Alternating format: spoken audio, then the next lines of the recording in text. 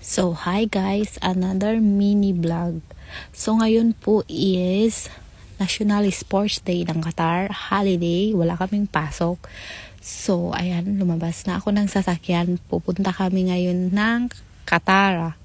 So, Qatar is one of the best places dito sa Qatar na pwede mong puntahan in case gusto mong magliwaliw. Ayan, nakikita nyo yung bulaklak na yan guys. Oh my God, super laki.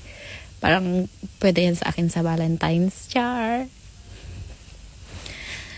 So, dito guys is naglakad-lakad lang ako. So, nakikita nyo yung background ko na yan. Isa siyang big gift box. So, isa siyang tourist spots dito. So, dahil National Sports Day ngayon, madami silang event. Pero mostly kasi sa mga bata yung event. So, nood-nood lang kami dyan. So, eto guys, na-amaze nga ako kasi sa 2 taon ko dito sa Qatar, never pa akong pumunta dito as in first time. So, yan. Ito pala yung tinatawag nilang buho guys. So, buho is like means parang makikita mo sa baba niyan is may hagdan-hagdan. So, ayan. Lakad-lakad lang muna ang lola nyo.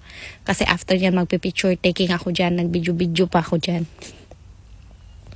Ayan, ito naman sabi ko sa taga-video ko.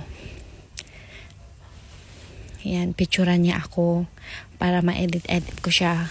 So, ngayon, ayan, akyat na ako. Tapos, takbo-takbo lang ako dyan, guys. Makakuha lang ng magandang spot.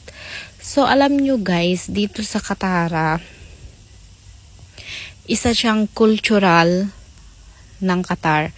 So, makikita mo dito yung iba't ibang side ng Qatar. Like, may Qatar Street, may mga part na dito mo makikita yung mga cultural village nila. Like, yan, madami kang maiikutan dito, guys. Like, tong spot na to is, nakikita nyo naman, sobrang daming tao. Tas, sobrang ganda niya talaga.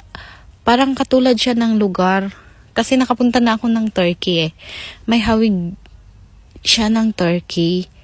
Tas, nakita nyo yung mga design na yan. Talagang parang yung mga kalumaan na siya noon-noon pa.